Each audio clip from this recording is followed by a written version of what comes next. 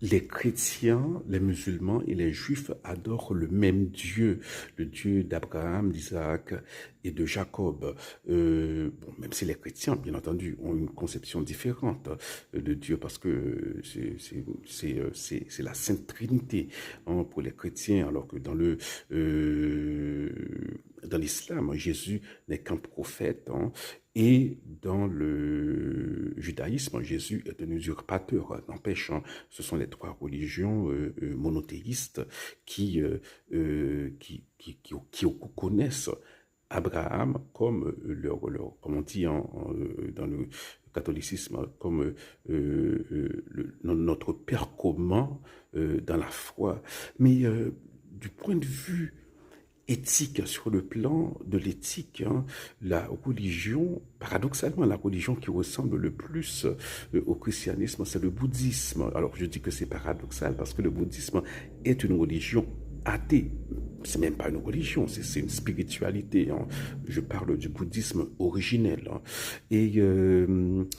Alors, lorsqu'on lit par exemple Matthieu 5 c'est le condensé de l'éthique chrétienne et la morale l'éthique bouddhiste, eh bien, c'est quasiment la même chose. Hein.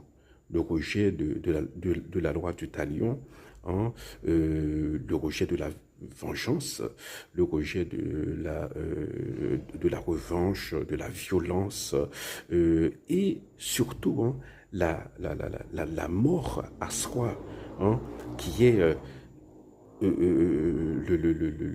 voilà, qui est au centre du christianisme. Comme Jésus dit, si le grain ne tombe et ne meurt, il ne porte pas de fruits. Hein, dans le christianisme, le but, hein, c'est de mourir à soi. Hein.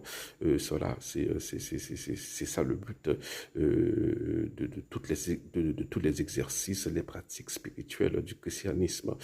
Et dans le bouddhisme également. Voilà, les méditations, tout ça, voilà, c'est la disparition de l'ego, parce que l'ego est considéré comme la source du désir qui, pour les bouddhistes, hein, qui est l'origine de la souffrance. Mais comme je l'ai dit, hein, le bouddhisme, hein, c'est une spiritualité athée. Il n'y a pas de Dieu dans le bouddhisme. Bien que, bon, en Chine, on trouve voilà, des religions syncrétiques comme ça, hein, où on mélange bouddhisme et hindouisme. Mais le bouddhisme originel est athée. Donc, c'est ça le paradoxe. Hein.